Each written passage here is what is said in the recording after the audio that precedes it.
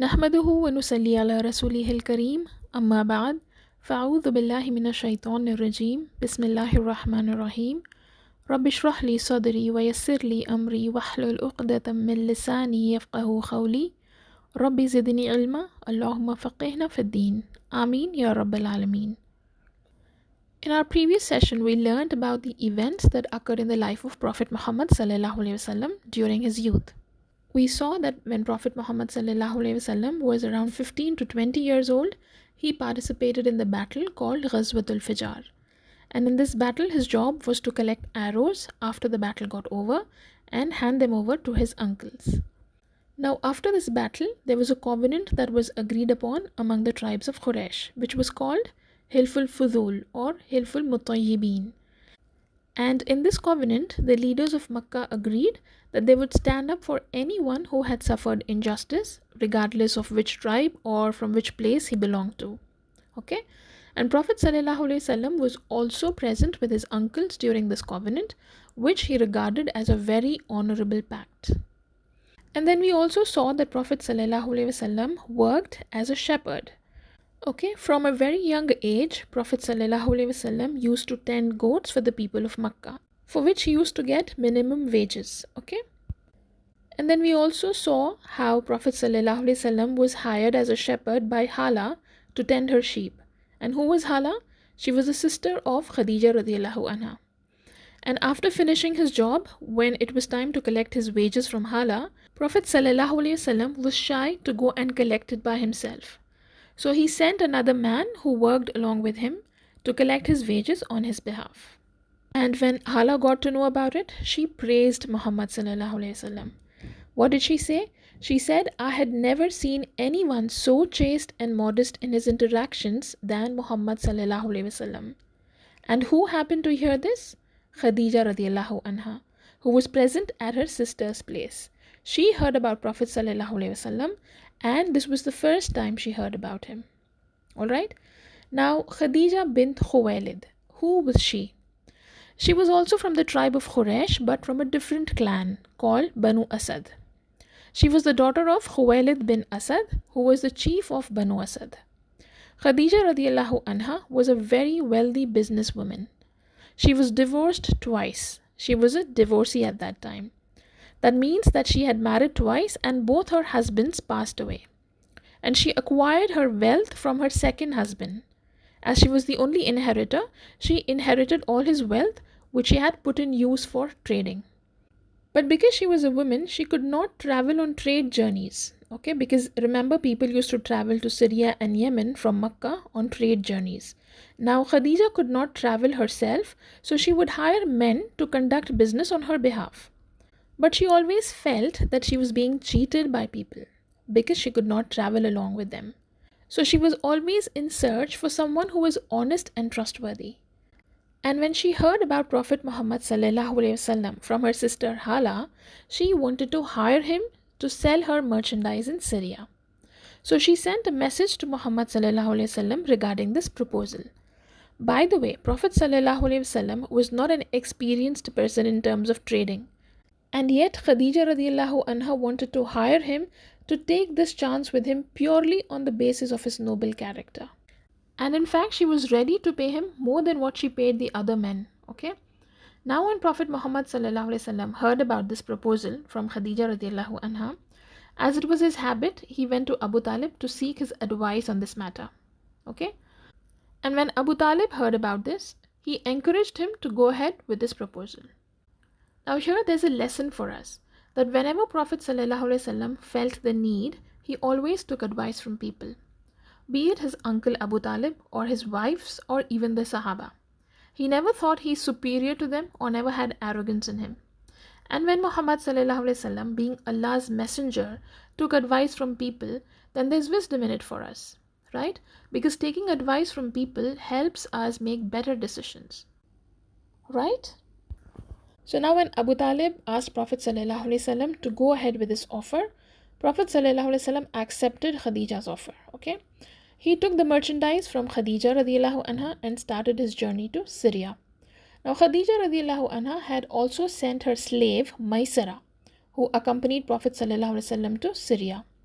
Okay, Now, what happens usually in a marketplace? When a person is in the market to do business, we tend to see his actual self, right? His character is highlighted. Why? Because he wants to earn money, because the man is desperate to make profits. And in his desperation, how is he earning his money is seen with the way he deals with people. Whether he's being honest in his transactions or is he cheating people, whether he's involved in halal activities or haram activities, all these qualities will stand out, right? And there's a hadith mentioned in Sahih Bukhari which talks about how Allah has described Prophet Sallallahu Alaihi Wasallam. Allah said, "You are neither discourteous nor harsh, nor a noisemaker in the markets, and you do not do evil to those who do evil to you, but you deal with them with forgiveness and kindness." See, Allah subhanahu wa ta'ala described Prophet Sallallahu Alaihi Wasallam's personality as soft and not harsh or loud, even if he is in the markets dealing with the people. Okay, so when Prophet Sallallahu Alaihi Wasallam went to the market with Maisara, his character and his etiquettes were seen by this person, by Maisara. The way Prophet Sallallahu Alaihi Wasallam dealt with people and the way he made money was all experienced by Maisara. Maisara could see Prophet Sallallahu Alaihi Wasallam's best character and persona even when he was in the market dealing with the people. Okay, and now what happened? So the trip was successful and Prophet Sallallahu Alaihi Wasallam came back with huge profits. And when Khadija radiallahu anha saw this, she was amazed and extremely happy. She was very impressed with the way Prophet Sallallahu Alaihi Wasallam did his job. Besides the fact that Prophet Sallallahu Alaihi Wasallam got her a lot of money, a lot of profit, when she heard about Prophet Sallallahu Alaihi Wasallam's actions and mannerisms from Maisara, as in how Prophet Sallallahu Alaihi Wasallam dealt with the people in the market, how he behaved, she was even more impressed with his character and personality. And just not Khadija radiallahu anha, but whoever knew Prophet Sallallahu Alaihi Wasallam so closely would definitely fall in love with him. Because mashallah, Rasulullah Sallallahu Alaihi Wasallam was not only beautiful in his character, but also in his appearance. In fact, there are a lot of ahadith in which the Sahaba described Prophet Sallallahu Alaihi Wasallam's appearance. Qadada rahimahullah said, Allah had never sent a prophet except that the prophet had a beautiful face and a beautiful voice.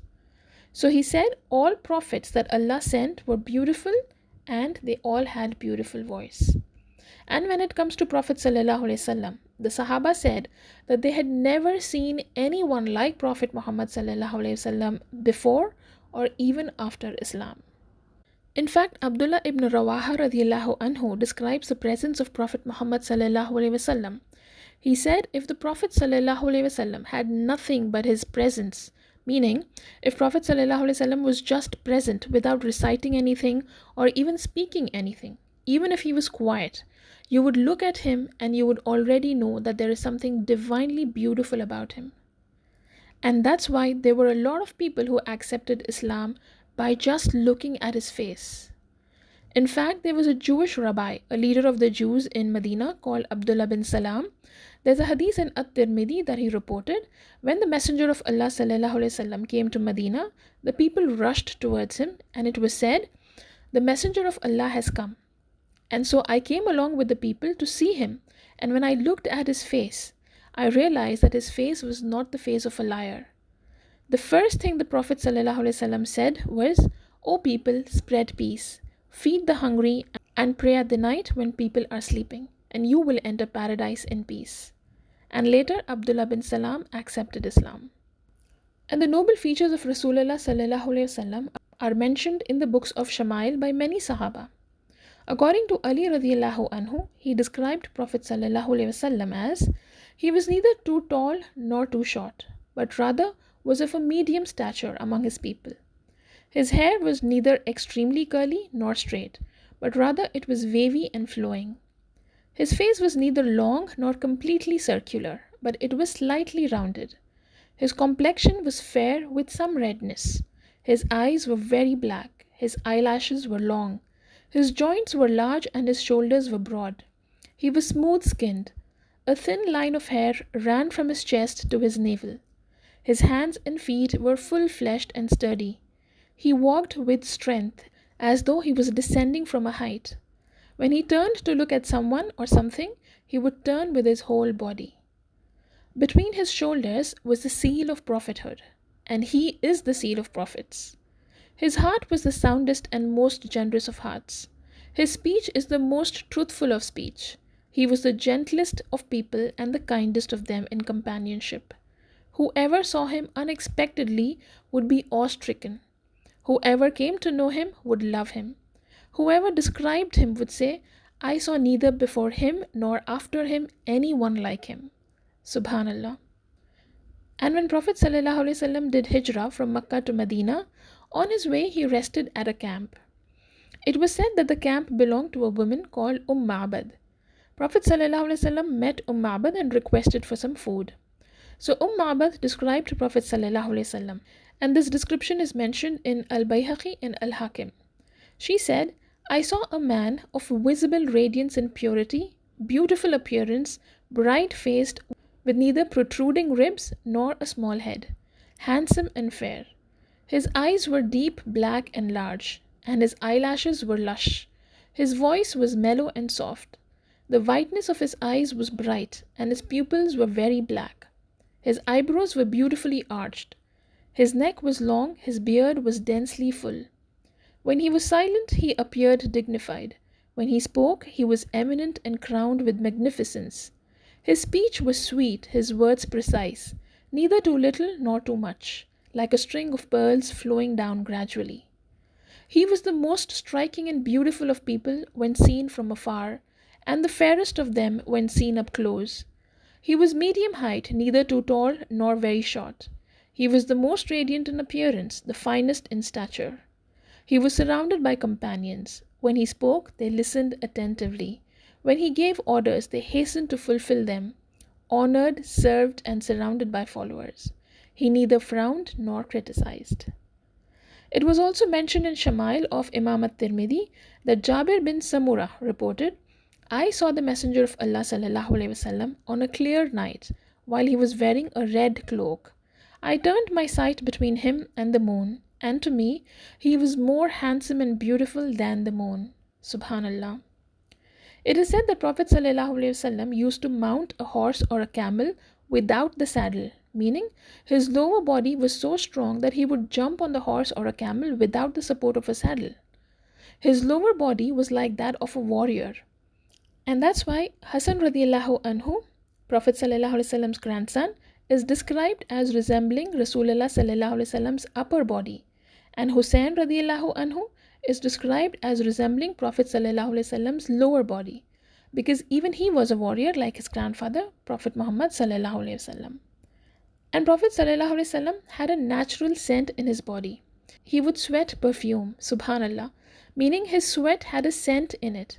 And if someone shook hands with Prophet ﷺ, his scent would remain in the hands of that person for a couple of days. Subhanallah. And do you know the most prominent thing of Prophet ﷺ was his smile. He always smiled, no matter if he was sad or happy, but he always smiled. We hear that Prophet ﷺ was always smiling. Then we also hear that he was the one who used to cry so much that his eyes were all the time moist because of his tears. That's true, because Prophet ﷺ would stand in front of Allah in the night and cry making dua. He would cry for his ummah. He would pray for all of us and would cry for all of us. He, Prophet ﷺ, would smile at his people during the day to motivate them, to encourage them. And in the night, he would stand in front of Allah and cry for his people. So there was no man who smiled at his ummah more than Prophet ﷺ. And there was no man who cried for his ummah more than Prophet ﷺ. And no matter how much we go on appreciating the beautiful character and appearance of Prophet ﷺ, it's never going to be done. No words can do justice in terms of describing Prophet ﷺ's character and his persona. So let's move on to Khadija radiallahu anha. When Khadija radiallahu anha got to know about Rasulullah ﷺ's character, she was in awe of him.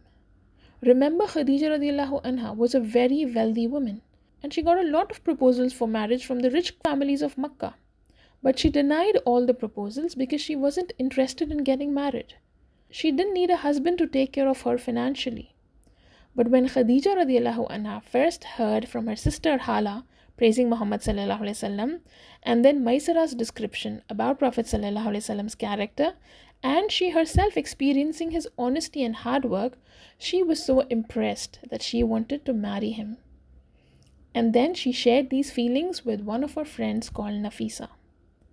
Nafisa, who also knew Prophet sallallahu alaihi wasallam, when she heard that her friend Khadija wanted to marry Prophet sallallahu alaihi wasallam, she was excited, and she told Khadija radiallahu anha, "Now leave this matter to me. I will take care of this for you."